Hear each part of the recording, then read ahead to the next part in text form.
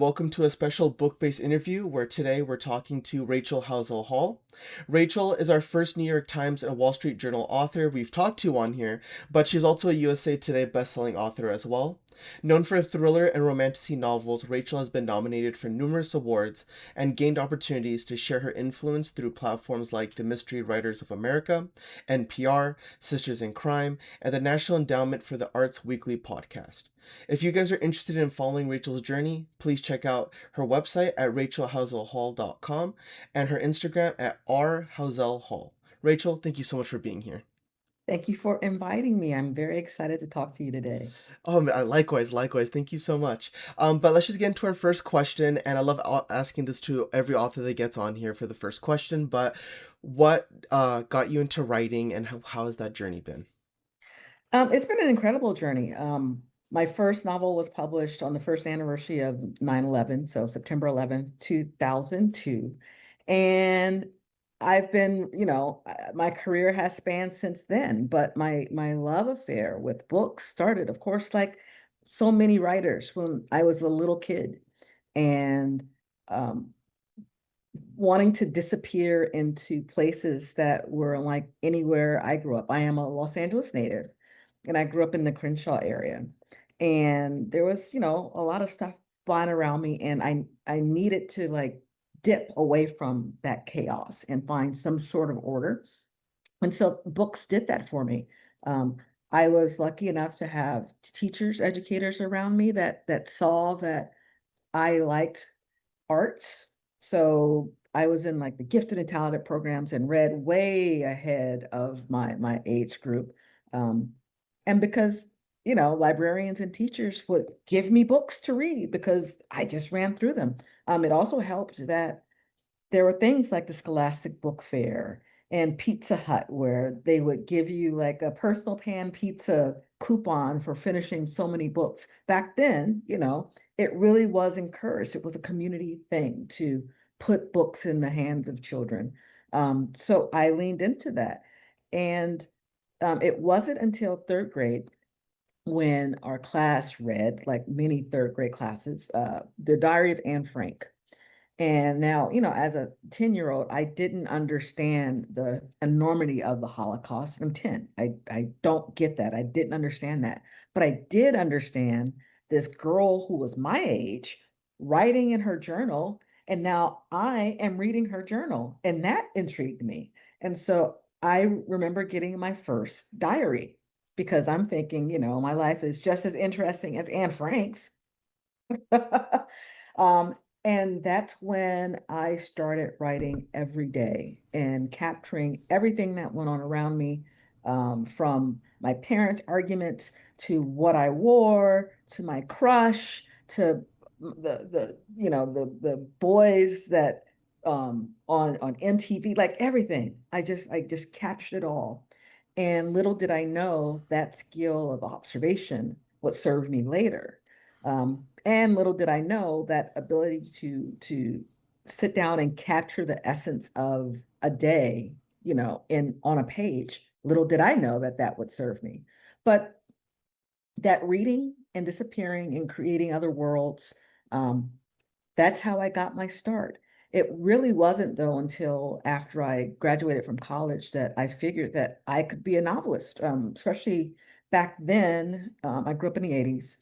There were Black writers, but they were all very, very like well regarded and wrote difficult ideas, Toni Morrison and Alice Walker, James Baldwin, Richard Wright.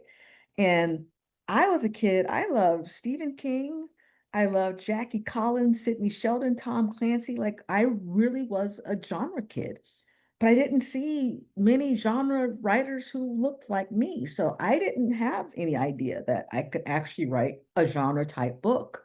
But it wasn't until my first real job out of college with Penn Center USA West, where this organization's basically like Amnesty International, but for writers.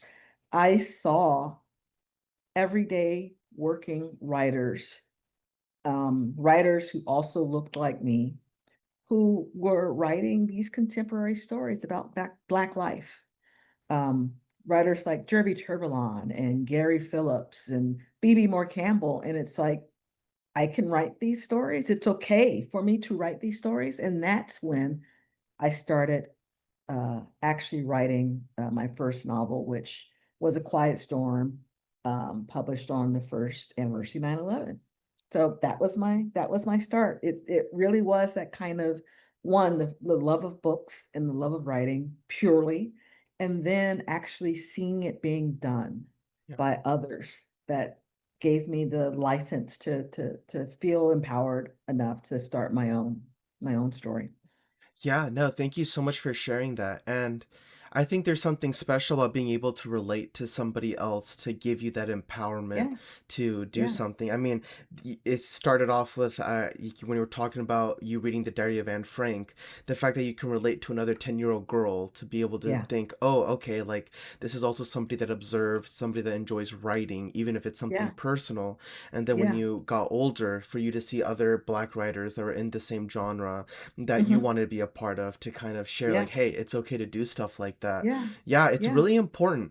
And I don't think a lot of people really acknowledge how important community is sometimes because Oh my goodness. yeah. They don't. It's taken for granted. Mm-hmm. And it's like I'm glad that, when I first started, there weren't, a lot of contemporary Black mystery writers. Yeah. Not at all. And that has grown. I can tell by just, when I go to an event and there are more than three of us in a room, that's lovely, Right. So people do it because they see it and it's a possible thing. So yeah. No, absolutely. I think what you were also talking about with like escaping into another world and being able to kind of run away and hide into these stories.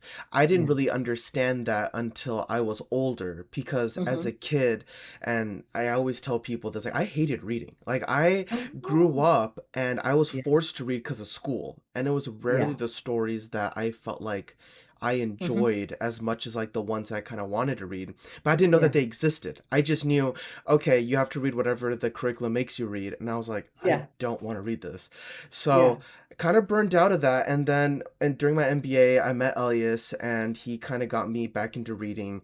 And that kind of Hmm. created this whole concept of BookBase because it was like, Yeah. if community can bring people that don't like reading into reading, like Yeah. me, like why can't that Yeah. happen to other people? But yeah, no, the way that you talked about, how you're able to relate to people in your stories, Hmm. that's me with biographies because there are moments where like Ah, I look at my life and I'm like, yeah. am I doing this right? Like, I know there's not a right way to do things, but I'm very quick to be like, is it normal to kind of have this level of confusion? And everyone does say, like, in your 20s, it's okay, you're finding yourself. But, being in that phase, it's like, dang, like, sometimes I feel like everybody else is doing things and they're more happy. And then here I am kind of stuck in it. Well, that's the beauty of writing. That's the Right. beauty of books, because as writers, we ask the same thing and we just happen to do our art so that other people can read it. But we're asking those same questions. And I think that's the wonderful thing about Miller thrillers and mysteries and crime. Hmm. We're all affected, especially by crime.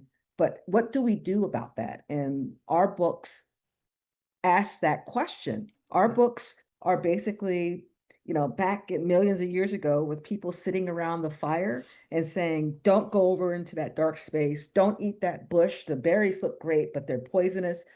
Don't. They're lessons in survival. Hmm. And mysteries and thrillers and crime are basically those chats around the fireplace, helping everybody figure out what to look for, what to avoid. Yeah, I see our genre basically as those helping folks, say you're not crazy.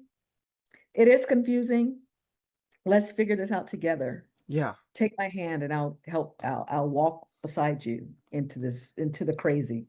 Yeah, no, that's such a great way to put it. I don't think people really talk about thrillers like that. I think they just see it as, oh, okay, like someone is affected by this event and they need to get out of it as soon as possible. And it's like an Hmm. exhilarating roller coaster. Yeah. But this is also something that reminds me of my conversation with Aaron Philip Clark on an Mhm. earlier episode where it was him kind of talking about how thrillers and mystery and crime fiction specifically is an opportunity to kind of critique society in a different Hmm. lens, where you're able Hmm. to kind of talk about the things like you're talking about, where it's like, Yeah. we all deal with crime, we all deal with the confusion that society brings, but what do we do with that? And how are we Right. able to kind of interpret that into our own lives? Right. And that's very interesting about that genre. And I really enjoy talking to authors that kind of delve into that concept because I Hmm. think that's what separates a, you know, I whenever I think about mystery, I go straight to Agatha Christie from like a long time Right. ago with her classics. But Yeah. like, today it's much more nuanced because Uh-huh. like what you were talking about, there's different authors with different backgrounds, there's different Right. stories to tell. And, Yeah. to put it like just to put it blatantly, like, society is growing at such a fast pace. We are constantly Hmm. wondering what is going on. Yeah. And I feel like genres like mystery and thrillers, they allow us to kind of slow it down a bit and be like, hey, like, we should talk about Yeah. some of these things that are happening. Right. And even though our books, on first glance feel like entertainment, Hmm. we are still talking about big societal things. I talk about race and class and misogyny and all those things all throughout my books. It just happens to have a plot structure around it. And I think that's why it's such a genre that will be here forever because anything can be made into a thriller or a mystery. It's basically what life is. I mean, there right now in Garden Grove is a tank about to explode Yeah, with plastics. And last week, this time, did we think that people would be like in a perilous situation like this? No, because life is strange. And now here you are evacuating your home because some plastic thing may blow up and like contaminate your city. right, It's like that's what life is. And thriller writers, mystery writers, we will take that story and make it into a cautionary tale that will include this scene where the wife is like, why didn't you pack a go bag? We should always have something in the, we should always be getting ready to go because now look what happened. We have this thing that's about to blow up and there's a right. time limit, right? Hmm. It's all, life is one big thriller novel. You just don't know it sometimes. You just maybe be in the quiet pages of it, but then, you get that knock on the door and the fire department's like, you got to leave your house right now, Right. right? So, Yeah, yeah, yeah, no, that's a great way to put it. I do think life sometimes is a thriller book, and like, people do think that sometimes, like, oh, like, no, I'm not affected by some of these things, like, especially like stuff like these events happening in Garden Grove. It's very easy to see things from the outside and be like, oh, there's no way what happened to me. But like, I'm pretty sure there were once people in Garden Grove that thought the same thing of another right. event that were somewhere else. Right. The Yeah, family who traveled from freaking Nebraska to go to Disneyland this weekend won't see the fireworks today because they can't do the fireworks because of the fumes that could possibly be in the air and explode. right. So it's like you think you're not affected. We're affected by anything. And that's the beautiful thing about books. Hmm. Books tie us all together with these stories that seem disparate, but we're all in this together. I Right, mean, as a kid, I loved reading Stephen King, and I didn't know what Bangor, Maine was, but I was a kid who was scared of clowns. I was a kid who was scared of sewers, and he had this character, and it was a clown with eyes like dimes who hid in sewers. And he spoke to me, and he knew what my fear was, even though he didn't know about some little black girl in Los Angeles. But right. here we are together in this horrible, horrible, scary world where there are clowns and sewers. We're all connected. We are all connected somehow. Absolutely.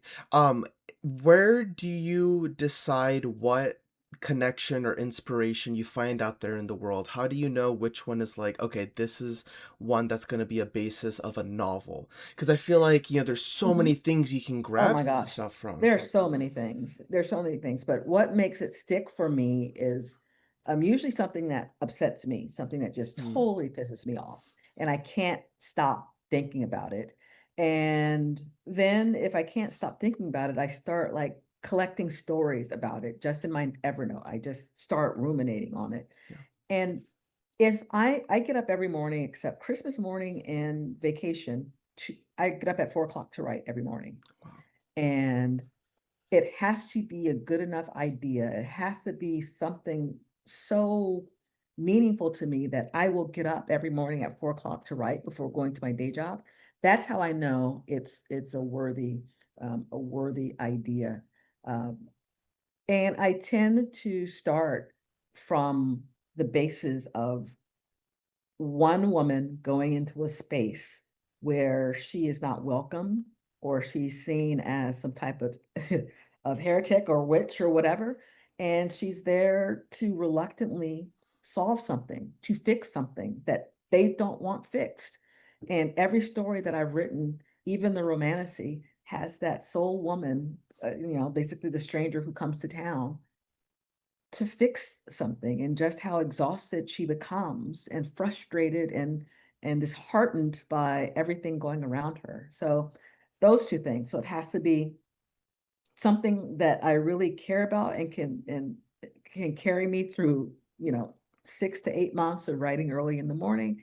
And then it has to fit what I like writing about, Yeah. which is a woman going into a space. Um, I care about a lot of things. I'm a big bleeding heart liberal. And like, for instance, I care about the homeless situation, Yeah. but I haven't found anything there yet to write about that I'm totally outraged, to send me scurrying to my pens and paper. Mhm. Um, but I'm sure there's going to be a story that I read where it bothers me and I'm gonna have to figure it out. So yeah, that's the wonderful thing. And again, about thrillers, ideas are always around. I mean, the seven deadly sins will always be, they won't leave us. So Right. eventually I'll get to that story about someone who's unhoused and somehow make it into something that really, really compels me and that I'm trying to figure out. Yeah, no, that makes sense because if you are going to be writing for so many months, like Yeah, consistently, it should be based on something that makes you compelled to keep on writing. yeah, Because I think that is definitely, if you just go off of any idea, but you don't really like stick with it and kind of really understand if you really want to go through with it, I feel like there could be a moment where you're in the middle of writing something and you're like, oh, wait a minute, like I don't really know if I really wanted to go through with this as yeah, much as I want to. And I feel right. like, you're already putting in so much time. Like 4 o'clock in the morning is that's dedication, to get It is up before your day dedication. job. It is Yeah. dedication, and I don't wanna fake it, and I've Right. read books where it's like, you don't really believe in this, do you?" Because Mm, it's not coming through in the writing, and it's not skill. It's more, there's nothing at stake for you. You're not bleeding on this page. It's now just a commodity, and I don't ever wanna feel that writing is just a commodity to me. right. Right. Mhm. Do you also get that sensation where it's like you feel like you're bleeding on the page with romantasy? Because I feel like that's such a different, like, it's like a little bit of a 90-degree turn in I my eyes compared to do. thrillers. Okay. I do, because I still am writing that same story of the woman going into a space where that is hostile to her. Mm. Um, the duology that I wrote, the last one and Cruel Dawn, all deal with memory and identity and duty Hmm. and uh, parents who are either gone or angry. So it's still filled with those ideas that break my heart sometimes. But now it's just bigger in terms of having to do the world building, and that's the politics, the sociology, and then there's the romance part, Yeah. which I write crime scenes, not sex scenes, and so I needed to learn how to do all that again. Hmm. So it lets me do that same thing, but just on a wider stage. And I'm having a great time. I am starting on next duology. Mhm. And that's exciting because it's the island of Dr. Moreau meets White Lotus set Mm. in the Bermuda Triangle. Okay. And it's an exciting thing because it's a story about, ultimately, it's a story about love, but a story about what we do for love and how far a parent would go to save their kid. Mhm. And I'm a mom, and my daughter's 22. And my husband and I were always thinking about the extremes that, loving your child it takes you there. Yeah. So it's a romantasy, it's a fantasy, but there's still a lot of me and a lot of angst and fear and all the stuff that I feel when I'm writing thrillers.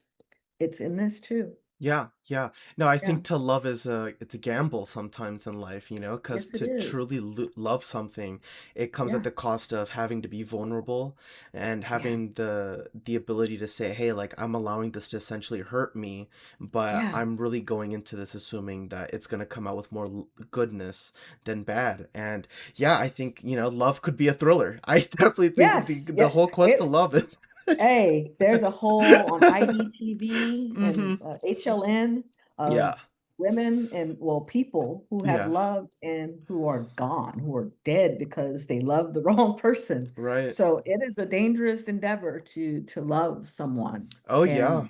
And that's what this book is about. Right. And Dangerous endeavor of love.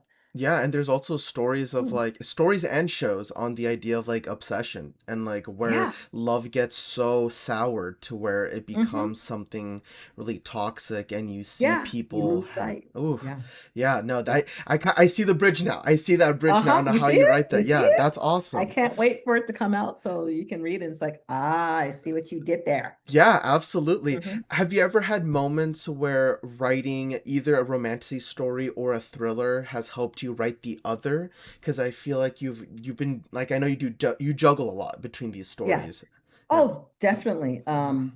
They both inform for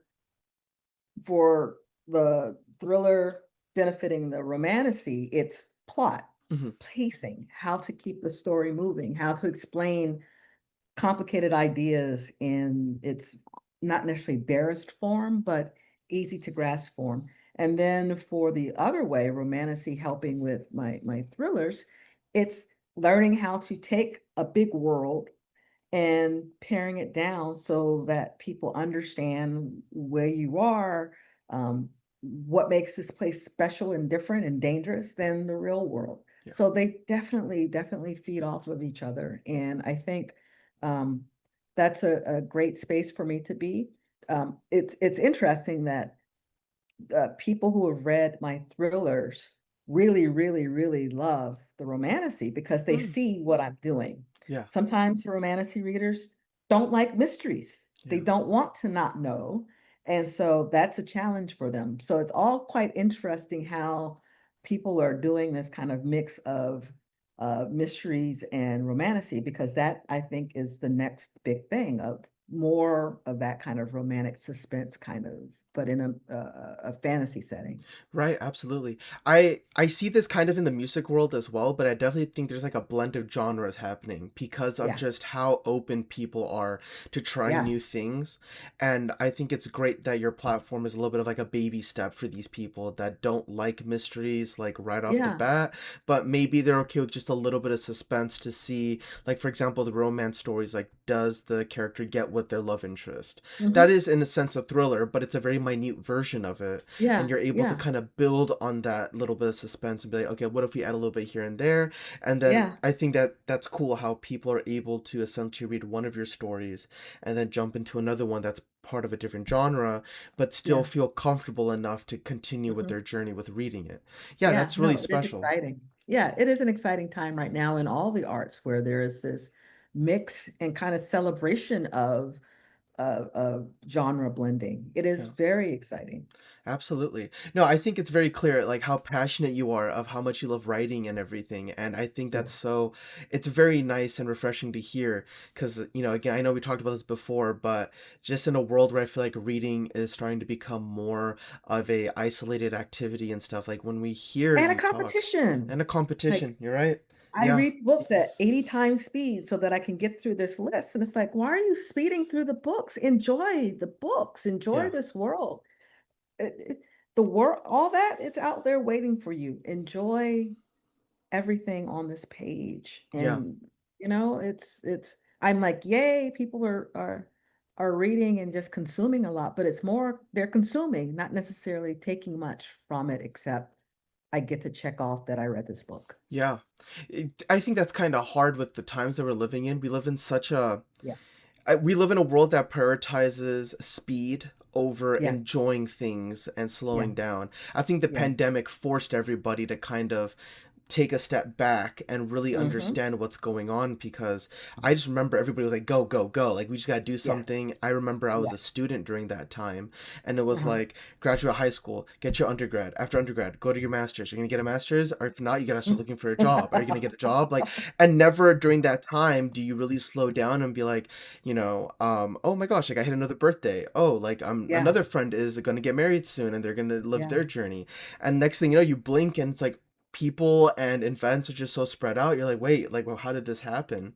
Yeah. So I think, yeah, what you were saying with like taking your time with reading, taking your time with enjoying the arts, especially, I think Yeah. it allows you to not only enjoy the small things in life, but to really enjoy the benefits of what it's like to do things like reading, which is to obtain a valuable lesson, a Mhm. really, a The value. tricks, Yeah. the tricks we do. Mm-hmm. I mean, I love Christopher Nolan films, and Yeah. about a month ago, there was The Prestige celebrated its 20th anniversary, and we went to one of the old time, movie houses to see The Prestige I love again. that movie. I lo and I've seen it so many times. My husband, we've seen it together so many times, and on this, like, 11th viewing, he understood something that he didn't understand beforehand, Right. and that took him 11 times or whatever to, like, get that thing that Michael Caine said at the very beginning that comes true at the very end, and it's like, that's lovely when you can just sit and watch and enjoy what these storytellers are saying, and it's so meaningful, and you understand and you appreciate the skill that's involved, Yeah. in this endeavor. So, yeah, just slowing down and reading for the pure joy of the thing. Yeah, no, that's funny you say. I love Christopher Nolan as well. I'm very excited for the Odyssey to come out. Me I can't too. wait. Oh my god. But I think that's funny because I think if you want to actually understand what the heck is going on in a Nolan film, you have to slow down because this You guy is not do. scared of shifting timelines, moving No. around. Yeah, very I very love his intense. stuff because Yeah. of that. Mm-hmm. Yeah. Mhm. Absolutely. I wanted to ask, like, I know that we talk about enjoying the small things and stuff, and on your bio, you talk about how you're a part of so many things like the Mystery Mhm. Writers of America. You were also a featured writer on NPR's Crimes in the City series, part of the Mhm. National Endowment for the Arts Weekly podcast, and you were once a mentor for Sisters in Crime, Pitch Wars, and the Association of Writers program. What do you think is important about participating in programs like these and enjoying those moments outside Yeah. of just writing? One, just being there for a young meaning career-wise, young writers, it is it's a scary thing. Yeah. Art is a scary thing. Putting yourself on a page and then sharing it with others is a scary thing. And then also being a face that looks like theirs. I really make it a point to mentor and take time out for writers of color Mm. to see that, yeah, it's scary, and the racist slings will come with the reviews, with even just being read by all agents and editors. It is a tough, tough road to travel, but I'm here, and you have questions. I will do what I can. I will tell you the truth, that kind of thing. So Yeah. being a mentor, just in general. because my career, I'm still not like top, top, top. I'm still learning. I'm still disappointed. I'm still trying to figure it out. And, there are days when it's like, well, this sucks. I don't want to do this anymore, but I love writing, period. For its art, I love it. And so, sharing my story and sharing what I've learned and understood and accepted, I liked doing that for others. Yeah. I didn't have all that many, one, because, social media, it wasn't around. Hmm. And also back in the day, they didn't like really invite writers of color into these spaces. And now that they are, I'm taking up some room and taking them a moment to share what I've learned, and especially for writers of color. Yeah, I remember when at the event where we first met, the panel that talked about crime fiction and how important it Hmm. is to analyze, Black society and how crime fiction is an opportunity to kind of get a glimpse inside of that for the outside. Eric LaSalle was saying that to be a creative, you have to sacrifice something, Yeah. and that's either a part of you in the sense where you're giving up your energy and your time into your writing, but also that you're giving up a little bit of you're choosing to be vulnerable to your readers. You have to give Uh-huh. up that the curtain a little bit and kind of show Yeah. something that you Yeah. maybe not the most comfortable in showing. Hmm. And I think, when you were talking about how scary it is for young writers, especially people of color, to Yeah. write about these stories, yeah, I could totally see the struggle in being motivated throughout the journey because, yeah, like I could totally see someone that's very passionate meets an Hmm. editor or an agent, they say something that maybe they might not even realize it, or maybe they do. It's a racist remark or something that just Yeah. makes you feel really like ugly for a Small. moment, like, or Yeah. small, like, Uh-huh. what, like, you really said Yeah. that. And I could totally see someone feeling a little bit unmotivated, thinking that, wait, is Yeah. this the norm? And to be fair, for a very long time it was, and in Yeah. some aspects it still is. Yeah. But what you were saying, the fact that you do take up some space and you do take up some moments of time in an event like that to kind of speak about your story, yeah, I think that's very special, and thank you for doing that. I know Oh I'm yeah. not like in those events, but just the fact that we're having this interview right now and we're talking about something as Yeah. important as inclusivity and standing up for yourself and being able to actually be an advocate for your community, Yeah. that's a hard thing to do because It is. you can see people in the same community that maybe might not pay as much attention to it, and it Yeah. sometimes might feel like a little bit of an uphill battle because you're Yeah. like, is this really doing anything? Is this making that impact? But I'm sure it does because I remember listening to you at the event and I was like, wow, Rachel is and she's so energetic. She's really smart in how she speaks about things. And it really, I think when you speak and when you do share stories like this, I think it speaks to like the little nerd in everybody where they're like, oh, Yes. like you have permission to kind of geek out about stuff and to Yeah. write and to kind of enjoy the things that I feel like people are sometimes very quick to kind of say, why are you talking about that? Or why are Yeah. you bringing this up? Like, it's not that Yeah. important. Yeah. So that's Yeah. awesome. That's great. Yeah. Do you, Thank you. of course, do you have any like memorable moments of participating in something like this where you really feel like you kind of had like, oh wow, like I had that moment where you really feel like you got to someone, or you had an event where you're like, wow, this was just really special to speak about? There's so many. I Mm-hmm. mean, I even from small interactions with like everyday people at events like the one we had at the bookstore where we met for the first time. Those are just as meaningful as when I was on Good Morning America talking about my romantasy in December 2024, Mm-hmm. which is one of those kind of like lifetime, milestones that we all, want to hit. Yeah. It's all important to me because one, you don't know how that simple interaction will affect someone, Right. um, or how that simple interaction will benefit me in the future.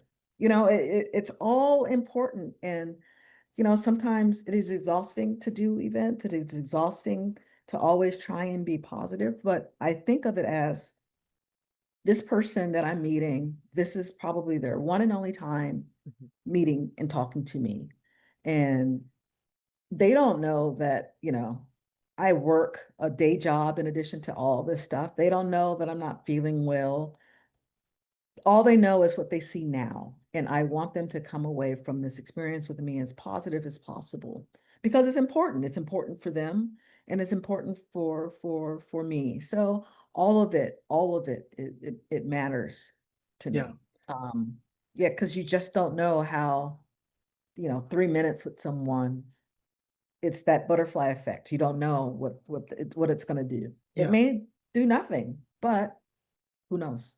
Yeah, and I think it's a healthy outlook as well because I think if you just keep on going off of like the status of an interaction, I think not only does it take away from the interaction itself, but you might not even like acknowledge like the small moments, like what you were saying with the daily Yeah, moments where you're just talking to somebody, you learn something new. I feel like if you yeah, care so much about like what level of status is this interaction going for, even if someone were to speak like a really great line of wisdom, it might just yeah. brush past you because you're not thinking about like actually actively listening. You're instead like, oh, like where's this going? What is this going to do and stuff. Right. How is it going to help me? Right, absolutely, yeah. And I think Yeah, if you are going to take a journey like what you were saying, being an advocate, being someone that wants to be on the floor to actually speak to people that want to be a part of this chain reaction of expression and being wanting to be more open to expressing what they can in today's world, you I think that is the outlook you have to have. You have yeah. to be able to be okay with all of that. And that's I yeah. I remember being at events and a new writer named S.A. Cosby Hmm.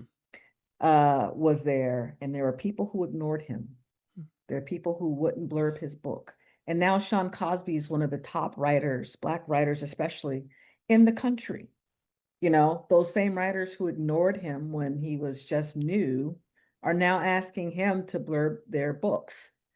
The world is a fickle place. Yeah. Fate is a strange thing. And if you're a, awful person, you know, we will all uncover just how awful you are, just how you treat people. Hmm. It's always been about how you treat people. Right. But in the book world, especially, fortunes rise and fall. And who is very popular today may not be very popular 3 years from now. Right. Right.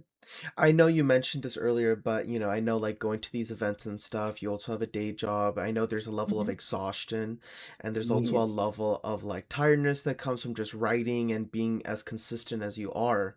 Mhm. What inspires you to keep writing today? And, after writing all these books, I know that you're such a fan of being able to be a part of this world and the book Yeah. world. But in moments where you're exhausted and moments where Uh-huh. you're really, maybe not feeling the best, what keeps you going?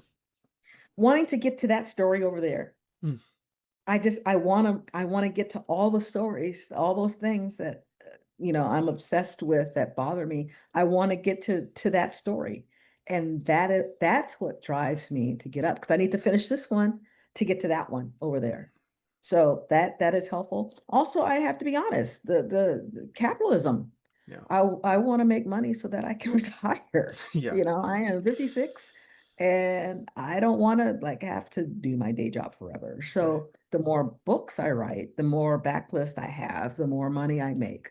So yes, there is that component too. I want more to get more, but mostly it's to get to all the stories. There's so many things I want to write about, and in different ways. I like tricks. I'm a fan of magic, and I read a lot, and I want to try out these different ways of telling a story. I look forward to that. Right. Yeah, no, I can totally relate with like what you just said because I also have a day job as well. I Uh-huh. mentioned I work at a school. Yeah. And there are moments where, like, maybe there's a day where students are just a little bit more volatile than usual, Extra. Uh-huh. extra. And I come home and I'm just like, oh my gosh, like, that was such a hard day. And, like, Yeah. we still have to do what we do with BookBase. And sometimes I do catch myself asking, like, why put in all this work? There are Yeah. people that have a full time job and they're perfectly okay with just that. They're fine. Yeah. Yeah. And then there's I'm me, sorry, that's, we're not those people. I, oh my gosh, Rachel, yeah, no, It sucks sometimes It because it's like, sucks. what must that be like? Yeah, I wonder. right. We I won't don't find know. out. I don't Yeah, know. and we But won't. I know what it's like though to do something that is so innately so genuine to what feels good to me. Yeah. And I think once you're able to chase something that at the most basic level of who you are is something Yeah. that you enjoy, I think Uh-huh. that just makes it so much easier to Yep. continue the journey. Yep. Like even if you're Yep. tired, I know you still think about stories just as much as like when I'm All the tired, time. I still think, yeah, I get that. I All the get that. time. All Yeah. the time. No, I Yeah. think that's such a great lesson that, if you want to do something in life and like everything is against you or you feel like you're so slammed on time and energy, try to break it down to such a minute level where it's like, Hmm. what do you really enjoy? And then Yeah. how can you just go up 1 inch above Yep. that and keep on Yep. going? Yep. No, that's And a really that's what great it takeaway. is. That Mm-hmm. is exactly what it is. Thank you so much. Yeah, this has been such a great interview, just being able to talk to you about that because, you talking about your journey. I know, like, you work so hard, and I know you also mentioned that you're a family person and you do all these things with events and stuff. But to see you still come back with so much life and so much energy and being able to do stuff like this, like, it really means a lot. And I thank you so much for coming onto Thank this podcast you. to just talk to us and everything. It really means a lot. Well, thank you. This does mean a lot. And anytime I would love to come back and talk more about more art and the creation of it and what it takes, what you sacrifice for it. Absolutely. Maybe when the Bermuda Triangle story comes out, we can touch base and talk Yeah, about that. That'll be really exciting. I love But that. once again, for those that are watching this, again, like please check out Rachel's website, rachelhowzell.com, and her Instagram, rhowzell hall. But once again, Rachel, thank you so much for being here. Thank you so much, Nathan.